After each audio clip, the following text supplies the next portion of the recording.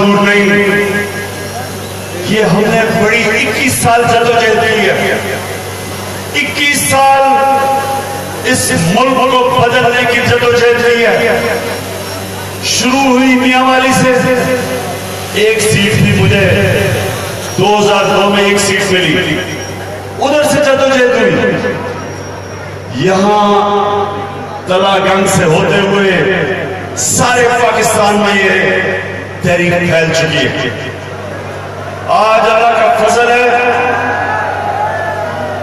कि तहरीक इंसाफ सारे पाकिस्तान में पहुंच चुकी है, जबकि बाकी जमातें सूबों में महदूद हो गई है। ये वो इंशाअल्लाह जमात है जो पाकिस्तान के मसले हल करेगी। ये किसी एक सूबे की जमात नहीं है, ये पाकिस्तान की जमात है। और मैं आपको यकीन दिलाता हूं कि अल्लाह ने पाकिस्तान को इतना कुछ दिया, इतना कुछ हमें दिया है। हमें हमारी बदकिस्मती है कि जितना अल्लाह ने हमें दिया हमने उसका फायदा नहीं उठाया। छोटा सा सबका अमीर हो गया, लेकिन बाकी पाकिस्तानियों के हालात अच्छे नहीं रहे। ये बर्रे सगीर का हिंदुस्तान का, इसमें सबसे तेजी से आज से 50 साल पहले पाकिस्तान तरक्की कर रहा था। हमारा पाकिस्तान सबसे तेजी से आगे बढ़ रहा था। लोग मिसाल देते थे पाकिस्तान की। मलेशिया से उनके लोग आए पाकिस्तान का निजाम देखने के लिए, साउथ कोरिया से लोग आए। पाकिस्तान का पहला फर्स्ट 5 ईयर इकोनॉमिक प्लान हमारे से लिया। चाइना का एम्बेसडर मुझे बताता है कि आज से 30 साल पहले जब चाइना ने अपने इकोनॉमी को खोला तो उन्होंने पाकिस्तान को हमारे से आगे लाइव चल रहा है, शेयर और लाइक करो। नौजवानों, हमारा मुल्क बोल रहे हैं, अगर आज इधर है, ये जरूरी नहीं कि हम यहीं रहेंगे। ये मुल्क को हम तब्दील करेंगे अपनी जदोजहद से। और मैं आज आपको पहले बताऊंगा कि हम इसको तब्दील करेंगे कैसे। मैं आपको ये बताऊंगा कि ये तब्दील हो सकता है। मैं आपको ये भी बताऊंगा कि पख्तूनख्वा के अंदर हम कई जगह पे, कई इदारों में तब्दीली ला चुके हैं। आज आप पुलिस देखें पख्तूनख्वा की, पास ही आप मियांवाली के लोगों में तो साथ नजीब अहमद लगता है। आप उधर की पुलिस देखें, आप पंजाब की पुलिस देखें,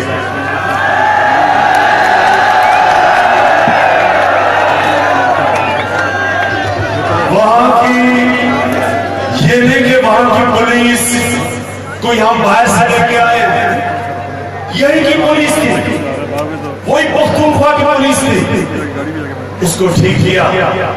उसको ठीक कैसे किया कि पुलिस में सियासी मुदाखलत खत्म की, पुलिस में मेरिट लेके आए, पुलिस की भर्तियां एनटीएस सिस्टम पे आई।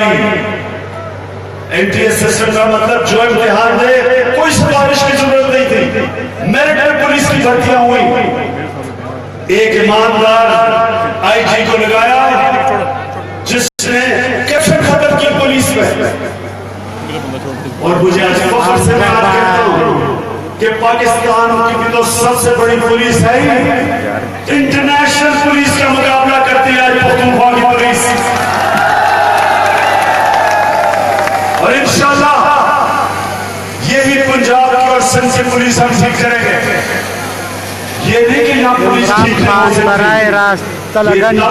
ठीक होगी जब ऊपर पंजाब पुलिस को खड़ा हाथों लिए पुलिस लगेगा कि जब पुलिस से गलत काम नहीं करवाए जाएंगे। अभी मैं बड़े अफसोस से पढ़ा था कि सिंध का आईजी तब्दील कर दिया, एडी ख्वाजा सिंध के आईजी को तब्दील किया, इसलिए नहीं कि वो कोई गलत काम कर रहा था, इसलिए कि वो गलत काम नहीं करने दे रहा था। और इसलिए जब आप पुलिस से गलत काम करवाते हैं तो वो कैसे पुलिस ठीक होगी, कैसे वो आम की खिदमत करेगी? जब आप झूठी FIR पुलिस से कटवाते हैं तो वो पुलिस वाले से जब आप कानून तोड़वाते हैं खुद करो तो पुलिस वाला खुद भी गलत काम करता है, और ऊपर से कैसे रोक सकते हैं जब ये खुद पुलिस से गलत काम करवाते हैं? तो तलाकान के लोगों, मैं ये सारा आपका निजाम जानता हूं, मुझे पता है आपके मसले मसाइल वो ये जो मियां वाली में जब मैं MNA था तो हर रोज सबसे बड़ा मसला लोगों का था थाना और कचहरी। जब लोगों से पूछो जी थाने में गलत केस हो गया, कचहरी में कुछ हो गया, और वो ये है, और इंशाल्लाह आप फिक्र ना करें, ये तो पुलिस का निजाम हम ठीक करेंगे, दूसरा अस्पतालों का निजाम। देखिए आम आदमी का मसला क्या है? आम आदमी का मसला थाने से पड़ता है, आम आदमी को अस्पताल चाहिए, घर के लोग बीमार हो जाए, आम आदमी को बच्चों के स्कूल चाहिए जिन्हें टीचर आते हो। आज आप पख्तूनख्वा के स्कूल देखें, मैं फिर से फख्र से कहता हूं कि आज पख्तूनख्वा के स्कूल देखें और बताएं कि वहां टीचर है या नहीं। अगर टीचर नहीं है, टीचर निकाल दिया जाता है।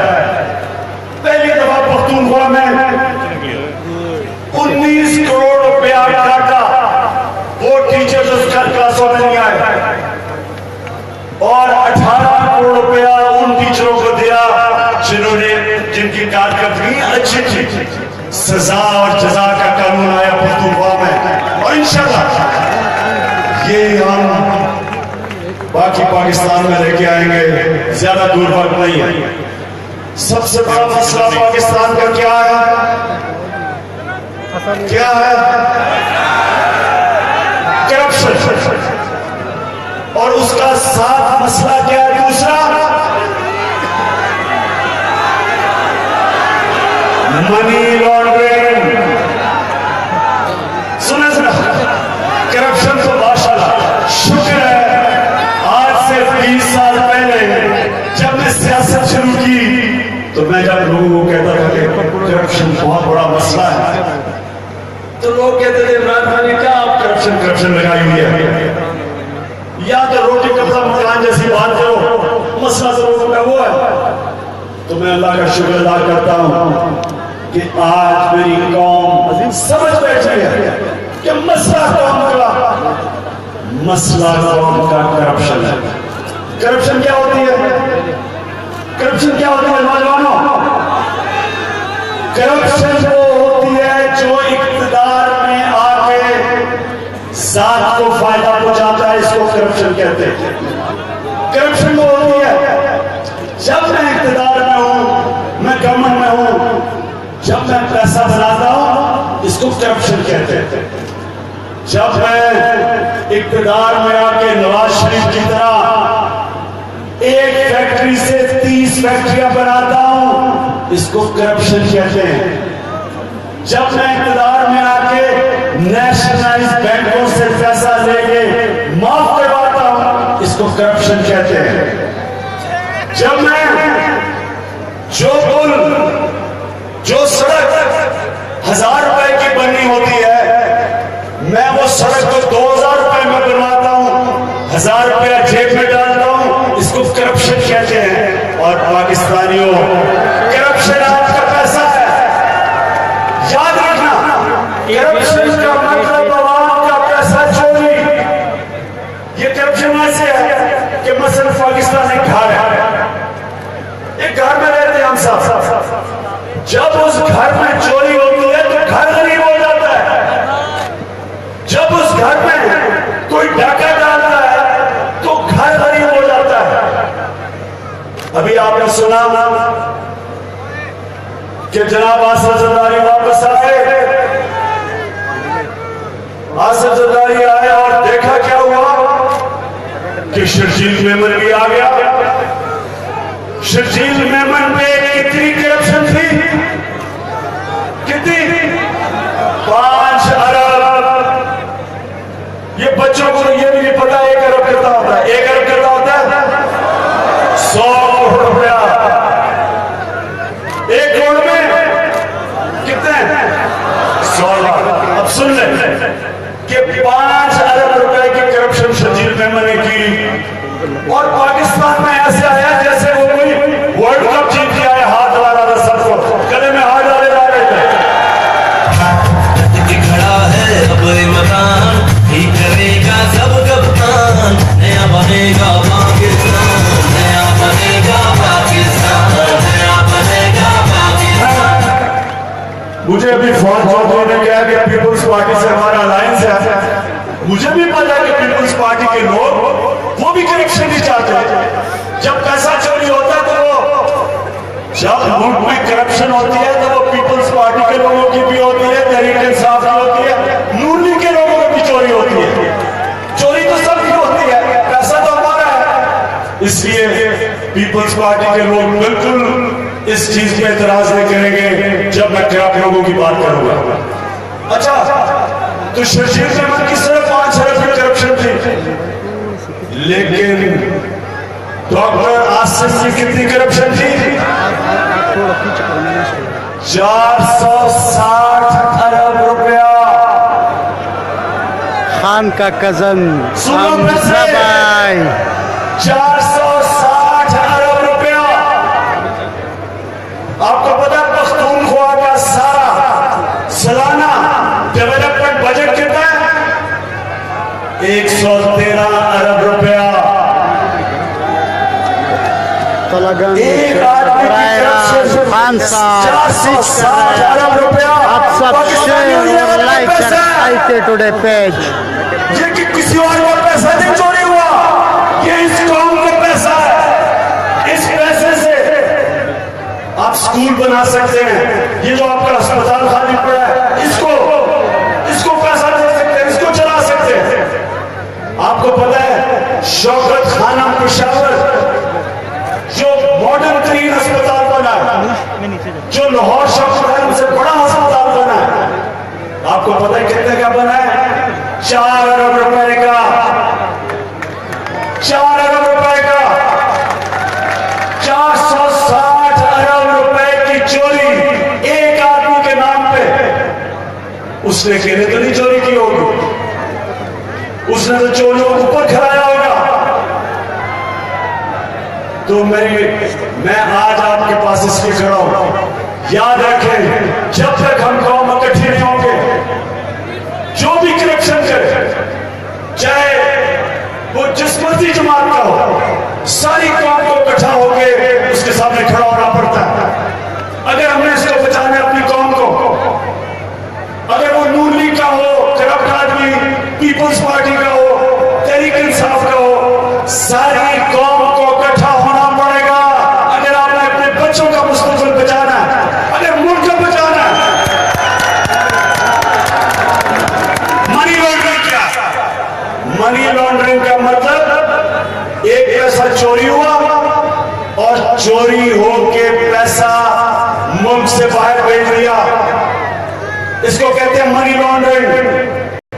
ये दोनों नुकसान होता है, एक जुर्माना और एक मनी लॉन्ड्रिंग। यानी जब पैसा बाहर लेके जाते हैं तो डॉलर कम पड़ जाते हैं, जब डॉलर कम पड़ जाते हैं मुल्क को कर्जा लेना पड़ता है, मुल्क को IMF के पास जाके भिखारियों की तरह कर्जा लेना पड़ता है और हमें भीख मांगनी पड़ती है। जो कौम कर्जे लेती है वो मकरूज हो जाती है, वो गुलाम बन जाती है, वो अपने फैसले नहीं कर सकती, उसकी आजादी चली जाती है। तो ये जो मनी लॉन्ड्रिंग करते हैं, ये सिर्फ चोरी का मुल्क को नुकसान नहीं पहुंचाते, ये जो पैसा बाहर भेज रहे हैं दुगना नुकसान पहुंचाते हैं। जो नवाज शरीफ का पैनामा का केस है वो क्या है? वो करप्शन है और मनी लॉन्ड्रिंग है। यहां से पैसा ले जाके लंदन में बड़े बड़े महल्लात खरीदे, ये तो जब नवाज शरीफ से पूछा कि नवाज शरीफ को लाइव जा रहा है के टुडे माशाल्लाह पैसा और पैसा बाहर कैसे भेजा, तो क्या जवाब था नवाज शरीफ का?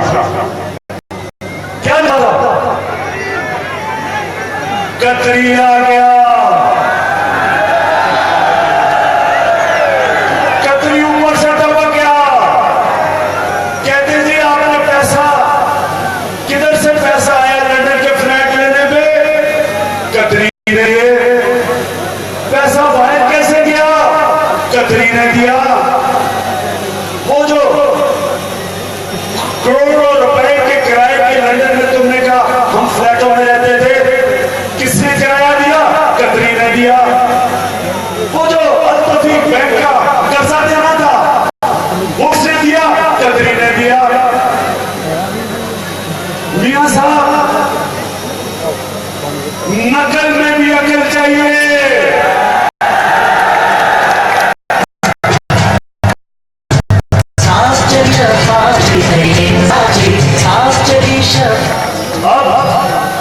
अब मुझे आसिफ जरदारी को पैगाम देना है, क्योंकि आपने अगला इलेक्शन लड़ना है, और आपने अगर अगला इलेक्शन लड़ना है तो हमने आपके पेपर हम आपसे पूछेंगे कि आसिफ जरदारी आपने वो सरेबार किन पैसों का लिया। हम पूछेंगे जो स्विट्जरलैंड में $60 मिलियन थे वो किधर से आया। तो आसिफ जरदारी आप किसी का निशाने को पकड़ लो, आपको भी जरूरत पड़ेगी कहने की। तो कलाकार के लोगों, मैं आपको बताता हूं कि ये मुल्क ठीक होगा कैसे। ये याद रखें कि कौमें ऊंच नीच होती है, कौमों की जिंदगी में अच्छे बुरे वक्त आते हैं। जो कौम अपनी गलतियों को दूर करती है ऊपर चली जाती है, जो गलतियों से नहीं सीखती उसकी वो कौम के सामने अंधेरा होता है। जो कौम अदल और इंसाफ का निजाम ले आती है वो फिर खड़ी हो जाती है, और जो कौम जुल्म का निजाम का मुकाबला नहीं करती उसके मतलब कुरान में अल्लाह ने कहा है कि बड़ी कौमें मैंने बर्बाद की जो मेरे हुक्म पे नहीं चली। अल्लाह का हुक्म है तहसीलदार के नौजवानों, अल्लाह का हुक्म है कि मेरी जमीन पे इंसाफ कायम करो। इस मुल्क में 2.5 करोड़ बच्चा स्कूलों में नहीं, अस्पतालों में 4 लोग बिस्तरों पे। हमारा 2.5 लाख बच्चा मरता है हर साल गंदे पानी की बीमारियों से, क्योंकि हम साफ पानी नहीं दे सकते। 40 से 45% पाकिस्तान के बच्चे पूरे कप में नहीं पहुंच सकते। उनके ज़हन, उनके दिमाग को इतना नहीं पढ़ सकते क्योंकि खुराक नहीं मिलती। ये जो जुल्म है कि एक तरफ लोगों को खुराक नहीं मिलती, बच्चों को तालीम नहीं मिलती, अस्पतालों में इलाज नहीं है, और सबसे बड़ी बात कि हमारे नौजवान बेरोजगार फिर रहे हैं। ये सबसे बड़ा जुल्म है कि नौजवान पढ़ के भी रोज बेरोजगार है। इसकी सबसे जब तक हम मिलके करप्शन का मुकाबला नहीं करेंगे, जब तक हम मिलके इस मुल्क के इदारों को मजबूत नहीं करेंगे, जब तक हम सब मिलके करप्ट हुक्मरानों को शिकस्त नहीं देंगे, हमारा कोई मुस्तकबिल नहीं है। हिंदुस्तान आगे जा रहा है, बांग्लादेश भी आगे निकल गया। जो मुल्क हमारे से पीछे थे आज आगे चले गए। ये कौम जिसको अल्लाह ने सब कुछ दिया है, ये याद रखें पाकिस्तानियों, जब तक हम ये करप्शन का मुकाबला नहीं करेंगे हम आगे नहीं बढ़ सकते। हम उधर आके खड़े हो गए। अल्लाह ने हमें हुक्म दिया कि आगे बढ़ना है, अपने आप को तब्दील करो। कुरान की आयत है कि मैं कभी किसी कौम की, अल्लाह ने कहा मैं कभी किसी कौम की हालत नहीं बदलता जब तक वो कौम खुद अपनी हालत बदलने की कोशिश ना करे। हम इंशाल्लाह तैयार हैं। 18 को इलेक्शन है। तेलंगाना के लोगों निकलो, ये जो बार बार आके मुल्क को लूटते पैसे बाहर इनके बिजनेस, नवाज शरीफ की बाहर, असद जरदार और नवाज शरीफ का पैसा बाहर, जायदादें बाहर, बैंक बैलेंस बाहर, इन्वेस्टमेंट बाहर। कैसे इस मुल्क से वफादारी कर सकते हैं जिसका जीना मरना पाकिस्तान में नहीं है? मुझे बताएं कैसे वो आदमी, वो लीडर, वो कैसे मुल्क से वफादारी कर सकता है जिसका सब कुछ बाहर पड़ा है? हिंदुस्तान में नरेंद्र मोदी है। मुझे अफसोस से कहना पड़ता है कि उसने मुसलमानों से जो हम समझ रहे थे कि इक़्तिदार में आके अपने आप को तब्दील करेगा, वो नहीं नजर आ रहा। लेकिन वो करप्ट नहीं है, वो करप्शन के खिलाफ मुकाबला कर रहा है। उसके पैसे बाहर नहीं पड़े, उसकी जायदाद बाहर नहीं है, उसकी बिजनेस बाहर नहीं है। कौन सा यूरोप का प्राइम मिनिस्टर है जिसके बच्चे भी बाहर, बिजनेस भी बाहर, पैसा भी बाहर, इन्वेस्टमेंट? मैं भी इंतजार कर रहा हूं। मैं भी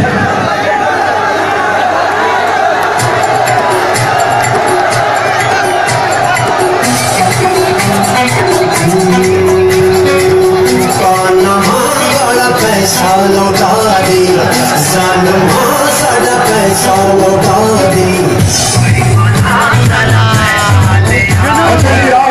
दो चीजें आखिर में। एक अपने नौजवानों, क्योंकि सबसे ज्यादा बेरोजगारी का एक मसला है। मैं सिर्फ दो चीजें आपको कहना चाहता हूं। देखें, अपने से सवाल पूछे कि पाकिस्तान का सरमायाकार जाके दुबई में सरमायाकारी क्यों करता है, फैक्ट्री क्यों लगाता है? पाकिस्तान में क्यों नहीं लगाता? पाकिस्तान से यहाँ उठा के बांग्लादेश जाके फैक्ट्रियां लगा रहा है, मलेशिया लगा रहा है, पाकिस्तान में क्यों नहीं लगाता? क्योंकि करप्शन है। जो सरमायाकार है वो जगह देखता है जिधर करप्शन नहीं है, क्योंकि वो रिश्वत, जब उसको रिश्वत देनी पड़ती है उसकी कीमत बढ़ जाती है। जब कीमत बढ़ती है वो अपना माल बेच नहीं सकता।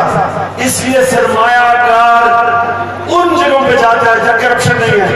अब दुबई जाके सरमायाकारी करता है और वहां जाके पाकिस्तानियों को नौकरी देता है, लेकिन पाकिस्तान में सरमायाकारी नहीं करता और यहां बेरोजगारी है। तो याद रखें कि जब तक हम इस मुल्क में सरमायाकारी नहीं आएगी, जब तक हम इस मुल्क में करप्शन को खत्म नहीं करेंगे। आज पख्तूनख्वा में लाइनें लगी हुई हैं सरमायाकारों की। 20 अरब रुपया सिर्फ सीमेंट के लोग फैक्ट्रियां लगा रहे हैं।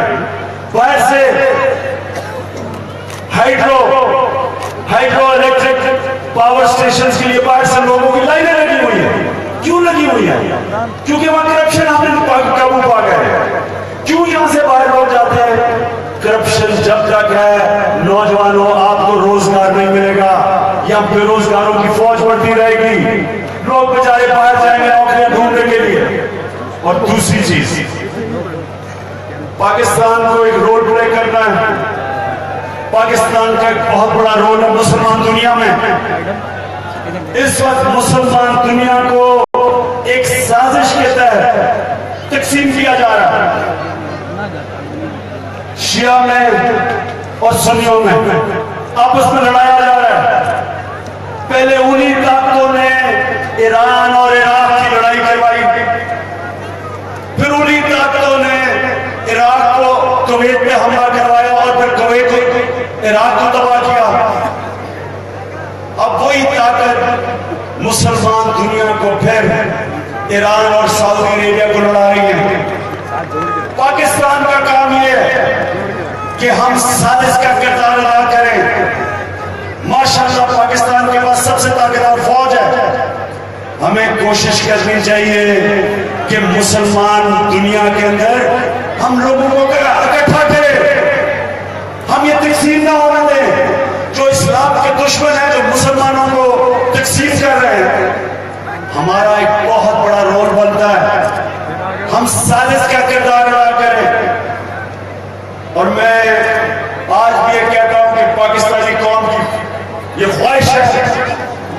कि पाकिस्तान हमारे, ईरान हमारा हमसाया है, सऊदी अरब हमेशा हमारे दोस्त रहे हैं, हमारे भाई रहे हैं। हमें कोशिश करनी चाहिए कि इनके अंदर सालिस का किरदार बने, इनको लड़ने ना दें। जो कि मुसलमान के दुश्मन इनको तकसीम कर रहे और लड़ा रहे हैं।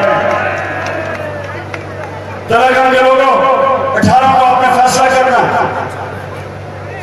आपने निकल के पूरा जोर लगाना इलेक्शन में। आपने इनको धांधली नहीं करने देना, धांधली के बगैर ये नहीं जीत सकते। नवाज शरीफ को जिमखाना क्लब से गलत आदत पड़ी हुई है। जब वो अपना अंपायर खड़ा करके मैच खेलते थे, उनको न्यूट्रल अंपायर से मैच खेलना ही नहीं आता। और हम तहरीक इंसाफ, आपको खुश होना चाहिए कि आपके कप्तान ने दुनिया की तारीख में पहली दफा न्यूट्रल अंपायर लेके आया था। हमने हर जगह न्यूट्रल अंपायरों के ऊपर जोर लगाना है। इलेक्शन की साफ और शफाफ इस मुल्क के अंदर आजाद अदलिया के पीछे हम खड़े हैं। और सबसे बड़ी बात यह है कि हमने इस मुल्क में जो छोटा सा टोला ऊपर से मिलके एक दूसरे को बचाता है, और वो किसी भी जमात में हो, उसका मकसद है करप्शन बचाना। हमारा सबसे बड़ा काम यह है कि हमने उनका मुकाबला करना है। मैं आखिर में सारे जितनों भी जनरल सुरफरू साहब को इस इलेक्शन में हमारे साथ खड़े हैं, मैं उन सबका शुक्रिया कर, सब जमातों का शुक्रिया अदा करता हूँ। और मैं यहाँ खड़े होकर बिल्कुल वाज़ेह तौर पर कहता हूँ कि जो डेवलपमेंट पंजाब में परवेज इलाही के दौर में हुई थी, वो शहबाज शरीफ के दौर में नहीं हुई।